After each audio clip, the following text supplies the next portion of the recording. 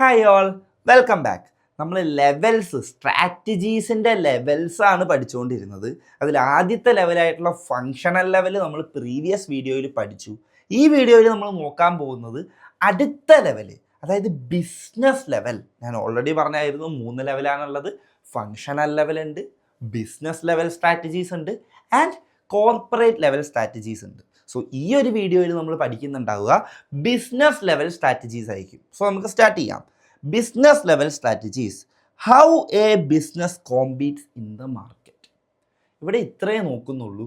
അവിടെ എടുക്കുന്ന തീരുമാനങ്ങൾ എന്ന് പറഞ്ഞാൽ ഏത് പ്രൊഡക്റ്റ് വേണം നമ്മൾ ബിസിനസ് നടത്താൻ വേണ്ടി, ആൻഡ് ഏത് മാർക്കറ്റിൽ വേണം നമ്മൾ ബിസിനസ് നടത്താൻ വേണ്ടിയിട്ട്. ഈ 2 കാര്യങ്ങളാണ് നോക്കുന്നുണ്ടാവുക. ഒന്ന്, ഏത് പ്രൊഡക്റ്റിൽ വേണം ബിസിനസ് നടത്താൻ. 2, ഏത് മാർക്കറ്റിൽ വേണം ബിസിനസ് നടത്താൻ. ഇതായിരിക്കും ബിസിനസ് ലെവൽ സ്ട്രാറ്റജീസിൽ മെയിനായിട്ട് നമ്മൾ നോക്കുന്നുണ്ടാകുന്ന ഏരിയ. സോ നമുക്ക് സ്റ്റാർട്ട് ചെയ്യാം. മാനേജർ ഡിസൈഡ് ചെയ്യുക, 1, കസ്റ്റമർ നീഡ്സ് ടു സാറ്റിസ്ഫൈ. ഏതൊക്കെ കസ്റ്റമർ നീഡ്സ് ആണ് സാറ്റിസ്ഫൈ ചെയ്യേണ്ടത്? കസ്റ്റമേഴ്സിന് ഒരുപാട് ഡിമാൻഡ് ഉണ്ടാവും, ഒരുപാട് ആവശ്യങ്ങളുണ്ടാവും, ഒരുപാട് നീഡ്സ് ഉണ്ടാവും. ഇതിലേത് നീഡ്സ്, ഏത് കസ്റ്റമർ നീഡ്സ് ആണ് സാറ്റിസ്ഫൈ ചെയ്യേണ്ടതെന്ന് തീരുമാനിക്കുക ബിസിനസ് ലെവൽ സ്ട്രാറ്റജി ആയിട്ട് ഡീൽ ചെയ്യുന്ന മാനേജേഴ്സ് ആയിരിക്കും. ഓക്കെ അല്ലേ? അടുത്തത് നമ്മൾ പറഞ്ഞ കാര്യം, products or markets to serve. ഏത് പ്രൊഡക്ട്സ് വേണം നമ്മൾ സെർവ് ചെയ്യാൻ, ഏത് മാർക്കറ്റിലേക്ക് വേണം നമ്മൾ സെർവ് ചെയ്യാൻ. ഈ കാര്യങ്ങളും ബിസിനസ് ലെവൽ സ്ട്രാറ്റജിയിലായിരിക്കും വരുന്നുണ്ടാവുക. And finally, how to satisfy needs using distinctive competencies വെച്ച് ഏത് നീഡ്സിനെ വേണം, എങ്ങനെ വേണം സാറ്റിസ്ഫൈ ചെയ്യാൻ. ഹൗ ടു സാറ്റിസ്ഫൈ, എങ്ങനെ വേണം സാറ്റിസ്ഫൈ ചെയ്യാൻ എന്നുള്ളൊരു കാര്യം നമ്മൾ പറഞ്ഞിട്ടുണ്ട്. ഇന്നൊവേഷൻ കൊണ്ടുവരണം, കോസ്റ്റ് കുറച്ച് വേണം കൊടുക്കാൻ, നല്ല ഡിഫറൻഷ്യേറ്റീവ് ആയിട്ടുള്ള ഗുഡ്സ് വേണം നമ്മൾ കൊടുക്കാൻ. ഇങ്ങനെയുള്ള ഒരുപാട് കാര്യങ്ങൾ പ്രീവിയസ് ലെക്ചേഴ്സിന് നമ്മൾ പഠിച്ചിട്ടുണ്ട്. അതേ കാര്യങ്ങളാണ് ഇവിടെയും വരുന്നുണ്ടാവുക. സോ ക്ലിയർ അല്ലേ? ഈ 3 കാര്യങ്ങളാണ് ബിസിനസ് ലെവൽ സ്ട്രാറ്റജീസിൽ നോക്കാനുള്ളത്. 1, കസ്റ്റമറിൻ്റെ ഏതൊക്കെ നീഡ്സ് വേണം സാറ്റിസ്ഫൈ ചെയ്യാൻ. 2, ഏത് പ്രൊഡക്ട്സ് വേണം കൊടുക്കാൻ, ഏത് മാർക്കറ്റിലേക്ക് വേണം കൊടുക്കാൻ. 3, ഡിസ്റ്റിങ്റ്റീവ് കോമ്പറ്റൻസീസ്, നമ്മൾ വേർതിരിച്ച് നമ്മളെ തന്നെ യുണീക്കായിട്ട് മാറ്റി നിർത്തുന്ന കോമ്പറ്റേറ്റീവ് അഡ്വാൻറ്റേജ് വെച്ച് എങ്ങനെ വേണം, how to satisfy the needs, എങ്ങനെ സാറ്റിസ്ഫൈ ചെയ്യണം. ഇത്രയും കാര്യങ്ങളായിരിക്കും നോക്കുന്നുണ്ടാവുക. ട്രേഡ് ഓഫ് ചെയ്യുക, ഡിഫറൻസിയേഷൻ വിസസ് കോസ്റ്റ് ലീഡർഷിപ്പ്. എന്താണ് ഡിഫറൻസിയേഷൻ, എന്താണ് കോസ്റ്റ് ലീഡർഷിപ്പ്? കോസ്റ്റ് ലീഡർഷിപ്പ് എന്താണ്, ഡിഫറൻസിയേഷൻ എന്താണ്? അതാണ് നമ്മൾ അടുത്തതായിട്ട് നോക്കാൻ പോവുക. Generic competitive strategies. 4 സ്ട്രാറ്റജീസ് ഉണ്ട് കോമ്പറ്റേറ്റീവ് അഡ്വാൻറ്റേജ് നേടാൻ വേണ്ടി. എന്താണ് ആ കോമ്പറ്റേറ്റീവ് അഡ്വാൻറ്റേജ്? ഒരു മാർക്കറ്റ് ആവുമ്പോൾ അവിടെ എ എന്ന് പറഞ്ഞൊരു സെല്ലർ ഉണ്ടാവും, ബി എന്ന് പറഞ്ഞൊരു സെല്ലർ ഉണ്ടാവും, സി എന്ന് പറഞ്ഞൊരു സെല്ലർ ഉണ്ടാവും, ഡി എന്ന് പറഞ്ഞ് മറ്റൊരു സെല്ലർ ചിലപ്പോൾ ഉണ്ടാവും. ഒരുപാട് സപ്ലയേഴ്സ്, ഒരുപാട് സെല്ലർ ഉണ്ടാവും. ഇതിൽ നമ്മളിപ്പോൾ എ ആണെങ്കിൽ, നമ്മളിപ്പോൾ എ ആണെങ്കിൽ, എവിടെ പോയി, എന്ത് പറ്റി, എന്താടാ ഇത്, വരുന്നില്ലല്ലോ. നമുക്ക് നോക്കാം. നമ്മളിപ്പോൾ എ ആണെങ്കിൽ എങ്ങനെ ആസ്ട്ര എന്നുള്ള എ ആണ് നമ്മളെങ്കിൽ എങ്ങനെ നമുക്ക് കോമ്പറ്റേറ്റീവ് അഡ്വാൻറ്റേജ് നേടിയെടുക്കാൻ വേണ്ടി സാധിക്കും? എങ്ങനെ പറ്റും?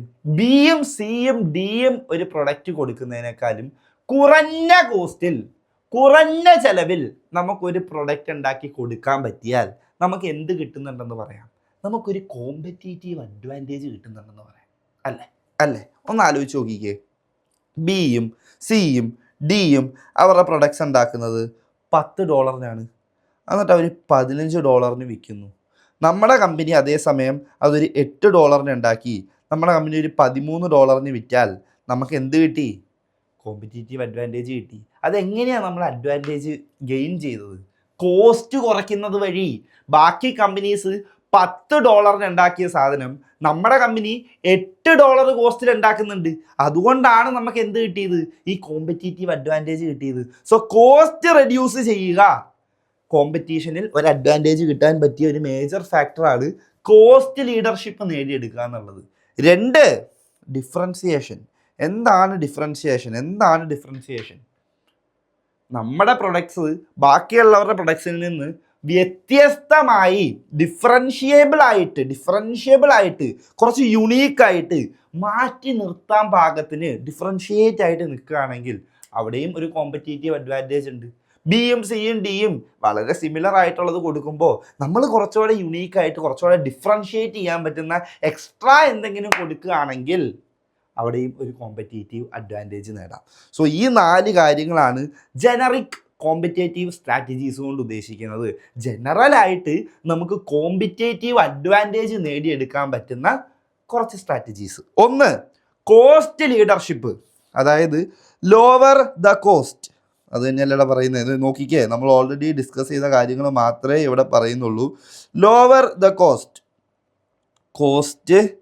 ലോവർ ആക്കുക. കോസ്റ്റ് ലീഡർഷിപ്പിന് വേണ്ടി കോസ്റ്റ് ലോവർ ആക്കുക. അപ്പോൾ നമുക്ക് എന്ത് ചെയ്യാൻ പറ്റും? ലോവർ പ്രൈസസിന് കൊടുക്കാൻ പറ്റും, അല്ലെങ്കിൽ ഹയർ പ്രോഫിറ്റ് ചാർജ് ചെയ്യാൻ പറ്റും.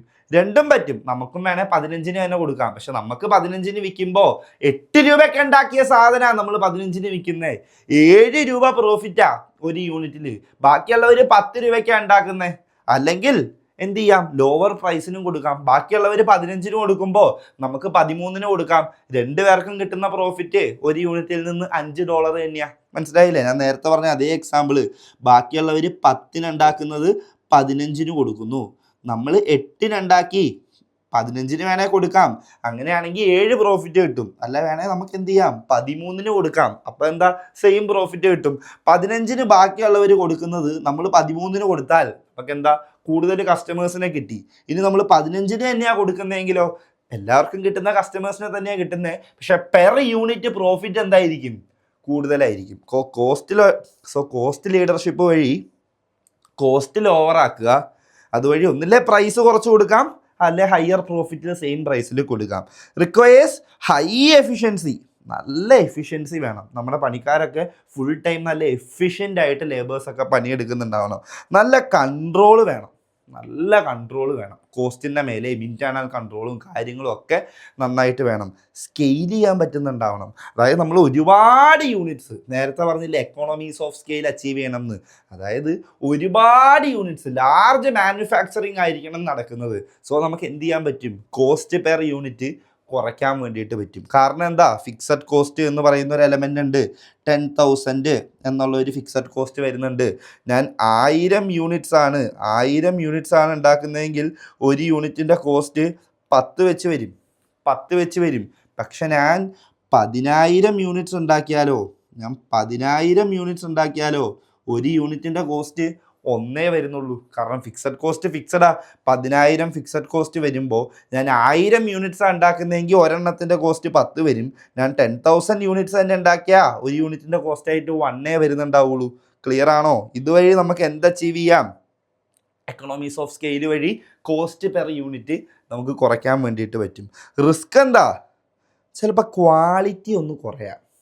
നമ്മൾ കോസ്റ്റ് റെഡ്യൂസ് ചെയ്യാൻ നോക്കുമ്പോൾ മെറ്റീരിയൽസിൻ്റെ ഒക്കെ ക്വാളിറ്റി ചിലപ്പോൾ കുറയാം. ലേബർ ചിലപ്പോൾ സ്കിൽഡ് ലേബർ ആയിരിക്കില്ല, നോർമൽ ലേബർ ആയിരിക്കും. അപ്പോൾ ക്വാളിറ്റി ചിലപ്പോൾ കോംപ്രമൈസ്ഡ് ആവാനുള്ള ഒരു സാധ്യതയുണ്ട്. അല്ലെങ്കിൽ കോമ്പറ്റീറ്റേഴ്സ് കോപ്പിങ്. നമ്മുടെ ഈ ഒരു സ്ട്രാറ്റജി മനസ്സിലായി കഴിഞ്ഞാൽ നമ്മുടെ കോമ്പറ്റീറ്റേഴ്സും എന്ത് ചെയ്യും? നമ്മൾ ചെയ്യുന്ന അതേ രീതിയിൽ ഉണ്ടാക്കി അവരും കോസ്റ്റ് കട്ട് ചെയ്ത് സാധനം കൊടുക്കും. നമ്മളെ കോപ്പി അടിക്കാനുള്ള ഒരു സാധ്യതയുണ്ട്. ഇത് രണ്ടുമാണ് റിസ്ക് ആയിട്ട് വരുന്നത്. ക്വാളിറ്റി ചിലപ്പോൾ നഷ്ടമാവാം, കോമ്പറ്റീറ്റേഴ്സും നമ്മുടെ ഈ സ്ട്രാറ്റജി ചിലപ്പോൾ കോപ്പി അടിക്കാം. ഓക്കെ, ഇനി കോസ്റ്റ് ലീഡർഷിപ്പ് മനസ്സിലായി. കോസ്റ്റ് പെർ യൂണിറ്റ് കുറച്ച് ചുരുങ്ങിയ ചിലവിൽ സാധനം ഉണ്ടാക്കിയിട്ട് കൂടുതൽ പ്രോഫിറ്റ് അച്ചീവ് ചെയ്യുക, അല്ലെങ്കിൽ കുറഞ്ഞ വിലയ്ക്ക് കൊടുത്ത് കൂടുതൽ യൂണിറ്റ്സ് വിൽക്കുക. ഇതാണ് നമ്മൾ പറഞ്ഞത്. അപ്പം എന്താണ് ഈ ഫോക്കസ്ഡ് കോസ്റ്റ് ലീഡർഷിപ്പ്? നോക്കിക്കേ, ലോ കോസ്റ്റ് സ്ട്രാറ്റജി തന്നെ, same strategy four niche market. Niche market എന്ന് പറഞ്ഞാൽ എന്താ? നമ്മൾ എല്ലാത്തിലും പോയി കൈയിടുന്നില്ല. ഇപ്പം നമ്മൾ ക്ലാസ് കൊടുക്കുക, നമ്മൾ CMA ക്ലാസ് കൊടുക്കുന്നു. CMA ക്ലാസ് മാത്രം എടുക്കുന്നതെങ്കിൽ CMA എന്നുള്ളതാണ് ഞങ്ങളുടെ നീഷ് മാർക്കറ്റ്. ഞങ്ങൾക്ക് ആധിപത്യമുള്ള ഞങ്ങളുടെ മെയിൻ മാർക്കറ്റ്, അവിടെ മാത്രമേ ഞങ്ങൾ കോൺസെൻട്രേറ്റ് ചെയ്യുന്നുള്ളൂ. ഞങ്ങളിപ്പോൾ CMA കൊടുക്കുന്നു, CA കൊടുക്കുന്നു, ACCA കൊടുക്കുന്നു, EA കൊടുക്കുന്നു, CFA കൊടുക്കുന്നു, CWA കൊടുക്കുന്നു, ഇങ്ങനെ പല പല പല പല കോഴ്സ് കൊടുക്കുകയാണെങ്കിൽ ഞങ്ങളുടെ നീഷ് മാർക്കറ്റാണോ? അല്ല, ഞങ്ങളെല്ലാം കൊടുക്കുന്നുണ്ട്. സോ നീഷ് ഉണ്ടാക്കിയെടുക്കുക എന്ന് പറഞ്ഞാൽ ഒരു പർട്ടിക്കുലർ ഇൻഡസ്ട്രിയിൽ അവിടുത്തെ മെയിൻ ആവുക, ഇതാണ് നീഷ് മാർക്കറ്റ് എന്ന് പറയുക. So low cost strategy for a niche market. Example low cost producers. ഇത്ര നോക്കിയാൽ മതി. കോസ്റ്റ് ലീഡർഷിപ്പ് എന്ന് പറഞ്ഞാൽ സാധാ ജനറൽ സ്ട്രാറ്റജി, അതായത് ചുരുങ്ങിയ കോസ്റ്റിന് നമ്മൾ സാധനം ഉണ്ടാക്കി കൊടുക്കുന്നു. ഫോക്കസ്ഡ് കോസ്റ്റ് ലീഡർഷിപ്പ് എന്ന് പറഞ്ഞാൽ അങ്ങനെ എല്ലായിടത്തും ഒന്നും ഞങ്ങൾ തലയിടുന്നില്ല. ഞങ്ങൾക്ക് നീഷായിട്ടുള്ള ഞങ്ങളുടെ ഒരു മാർക്കറ്റ് ഉണ്ട്. ആ ഒരു മാർക്കറ്റിൽ ഞങ്ങൾ എന്ത് ചെയ്യുന്നു? ആ ഒരു മാർക്കറ്റിൽ ഞങ്ങൾ കോസ്റ്റ് ലീഡർഷിപ്പ്, കോസ്റ്റ് കട്ട് ചെയ്ത് നമ്മൾ കൊടുക്കാൻ ശ്രമിക്കുന്നു. കാരണം CMA ആണ് ഇപ്പം നീഷ് മാർക്കറ്റെങ്കിൽ ഭയങ്കര ചെറിയ ഫീസിനല്ലേ നമുക്ക് ക്ലാസ് തരുന്നത്, അല്ലേ? ചെറിയ ഫീസല്ലേ? കാരണം നമുക്ക് കോസ്റ്റ് കട്ടിങ് ചെയ്ത് കൂടുതൽ ബൾക്ക് ഓഡിയൻസിനെ നമ്മളിലേക്ക് എത്തിക്കാൻ പറ്റും. അതാണ് നീഷ് മാർക്കറ്റിംഗ് എന്ന് പറഞ്ഞാൽ. ഓക്കെ അല്ലേ? അതുപോലെ തന്നെ 2 നമ്മൾ പറഞ്ഞു. കോസ്റ്റ് ലീഡർഷിപ്പ് നമുക്ക് നോക്കണം. കോസ്റ്റ് ലീഡർഷിപ്പ് അതിലെന്താ നോക്കുന്നത്? റെഡ്യൂസ് കോസ്റ്റ്, ഇതാണ് നോക്കുന്നത്. രണ്ടാമത് നമ്മൾ പറഞ്ഞ ആട്രിബ്യൂട്ട് എന്തായിരുന്നു? ഡിഫറൻഷിയേഷൻ, അല്ലേ? ഡിഫറൻഷിയേഷൻ. നമ്മുടെ പ്രൊഡക്ട്സ് മറ്റൊന്നിൽ നിന്ന് എന്താക്കുക? ഡിഫറൻ്റ് ആക്കുക, കുറച്ച് യുണീക്ക് ആക്കുക. നോക്കിക്കേ, unique products via quality innovation service. നമുക്ക് നമ്മുടേതായ ഒരു ഐഡൻറ്റിറ്റി ഉണ്ട്, നമുക്ക് നമ്മുടേതായ ഒരു യുണീക്നെസ് ഉണ്ട്. നമ്മൾ കൊടുക്കുന്ന സർവീസിൻ്റെ രീതിയാവാം, നമ്മൾ കൊണ്ടുവരുന്ന പുതിയ പുതിയ അപ്ഡേഷൻ ഇന്നൊവേഷൻസ് ആവാം, ഹൈ ക്വാളിറ്റി ഓൺലി, ആ ക്വാളിറ്റി ആവാം. ഇതുപോലെ നമ്മുടെ പ്രൊഡക്റ്റ് കോമ്പറ്റീറ്റേഴ്സ് കൊടുക്കുന്ന പ്രൊഡക്ട്സിൽ നിന്നും കുറച്ച് വിട്ട് നിൽക്കുന്ന സ്പെഷ്യൽ പവർഫുൾ സാധനമാക്കുക. ഇതാണ് ഡിഫറൻസിയേഷൻ കൊണ്ട് ഉദ്ദേശിക്കുന്നത്. Charge premium price, risk imitation. നമുക്ക് എന്ത് ചെയ്യാൻ പറ്റും? നമ്മുടെ ഭയങ്കര യൂണീക്കായിട്ട്, നമ്മൾ അടിപൊളിയായിട്ട്, നമ്മുടെ കയ്യിൽ മാത്രമേ ഇങ്ങനത്തെ സാധനമുള്ളൂ, ഭയങ്കര ഡിഫറൻറ്റാണ്, കോമ്പറ്റീറ്റേഴ്സ് ഒന്നും ഇങ്ങനത്തെ സാധനം അല്ല തരുന്നതെങ്കിൽ നമുക്ക് ഹൈ പ്രൈസ് ചാർജ് ചെയ്യാം. കാരണം വേറെ ആരുടെയും കയ്യിൽ ഇതില്ല. ഡിഫറൻ്റ് ആണ്, യുണീക്കാണ്, നമ്മുടെ അടുത്തുനിന്ന് മാത്രമേ കിട്ടുള്ളൂ. റിസ്ക് എന്താ? ബാക്കിയുള്ളവർ ഇമിറ്റേറ്റ് ചെയ്ത് കോപ്പി അടിച്ച് ഇതുപോലത്തെ തന്നെ പ്രൊഡക്റ്റ് ചിലപ്പോൾ ഇറക്കും. എടാ, ഡിഫറൻസിയേഷൻ പറഞ്ഞു. അപ്പോൾ ഫോക്കസ്ഡ് ഡിഫറൻസിയേഷൻ എന്തായിരിക്കും? നേരത്തെ ലീഡർഷിപ്പ് പറഞ്ഞു, കോസ്റ്റ് ലീഡർഷിപ്പ്. എന്നിട്ട് ഫോക്കസ്ഡ് കോസ്റ്റ് ലീഡർഷിപ്പ് പറഞ്ഞു, അതായത് ഒരു നീഷ് മാർക്കറ്റിൽ കോസ്റ്റ് കട്ട് ചെയ്യുക. ഇപ്പം ഞാൻ ഡിഫറൻസിയേഷൻ പറഞ്ഞു, ഇനി ഫോക്കസ്ഡ് ഡിഫറൻസിയേഷൻ പറയുമ്പോൾ എന്തായിരിക്കും? യെസ്, നിങ്ങൾ വിചാരിച്ച തന്നെ, നീഷായിട്ടുള്ള ഒരു മാർക്കറ്റിൽ പോയിട്ട് ഡിഫറൻ്റ് ആയിട്ടുള്ള ഒരു പ്രൊഡക്റ്റ് കൊടുക്കുക. Serve 1 or few niches with unique product. 1 or 2 particular industry എടുക്കുക, അവിടെ പോയി യുണീക്ക് ആയിട്ടുള്ള ഒരു പ്രൊഡക്റ്റ് കൊടുക്കുക. ഇതാണ് ഫോക്കസ്ഡ്. ആ വാക്യം തന്നെ മനസ്സിലാവും. കോസ്റ്റ് ലീഡർഷിപ്പ്, കോസ്റ്റ് കുറയ്ക്കുക. ഫോക്കസ്ഡ് കോസ്റ്റ് ലീഡർഷിപ്പ്, ഫോക്കസ് ആയിട്ടുള്ള ഒരു മാർക്കറ്റിൽ മാത്രം കൊണ്ടുപോയി കോസ്റ്റ് കുറയ്ക്കുക. ഡിഫറൻസിയേഷൻ, വളരെ ഡിഫറൻ്റ് ആയിട്ട് യുണീക്ക് ആയിട്ടുള്ള പ്രൊഡക്ട്സ് കൊടുക്കുക. ഫോക്കസ്ഡ് ഡിഫറൻസിയേഷൻ, ഫോക്കസ്ഡ് ആയിട്ട് ഒരു ഒറ്റ മാർക്കറ്റിൽ പോയിട്ട് യുണീക്ക് ആയിട്ടുള്ള സാധനങ്ങൾ കൊടുക്കുക, ഒറ്റ പ്രൊഡക്റ്റിൽ. Deep knowledge of small segment ആവശ്യമാണ്. എല്ലാത്തിനെയും പറ്റി കൃത്യമായിട്ട് ഡീപ്പ് നോളജ് നമുക്ക് ഉണ്ടാവണം. റിസ്ക് എന്താ? നീഷ് ഡിസപ്പിയേഴ്സ് എന്ന് വെച്ചാൽ എന്താ? ഇപ്പം CMAയിൽ നമ്മൾ മാത്രമായിരിക്കും മൊണോപ്പൊളി പോലെ നിൽക്കുന്നത്. അടുത്ത ദിവസം വേറെ ആൾക്കാരൊക്കെ വരാം. അപ്പോൾ അവിടെ യുണീക്കായിട്ട് നമ്മൾ നിന്നിട്ട് കാര്യമില്ല. കാര്യം എന്താ? അതിനെ തന്നെ ഇമിറ്റേറ്റ് ചെയ്ത് ബാക്കിയുള്ളവർ വരാനുള്ള ഒരു സാധ്യതയുണ്ട്. ഓക്കെ അല്ലേ? അപ്പോൾ നമ്മൾ പഠിച്ചു വന്ന എന്തായിരുന്നു? സ്ട്രാറ്റജി ലെവൽസ് ഓഫ് സ്ട്രാറ്റജീസ് ആയിരുന്നു. മുന്നത്തെ വീഡിയോയിൽ ഫങ്ഷണൽ ലെവൽ പഠിച്ചു. അവിടെ നമ്മൾ പറഞ്ഞു ബിസിനസ്സിൻ്റെ ഓപ്പറേഷൻസ് ആണ് നോക്കുന്നത്. ബിസിനസ് എങ്ങനെ റൺ ചെയ്യണം, എങ്ങനെ മാർക്കറ്റ് ചെയ്യണം, എങ്ങനെ മാനേജ് ചെയ്യണം, കസ്റ്റമർ എങ്ങനെ സാറ്റിസ്ഫൈ ആവും, ഇതൊക്കെയാണ് നോക്കുന്നതെന്ന് പറഞ്ഞു.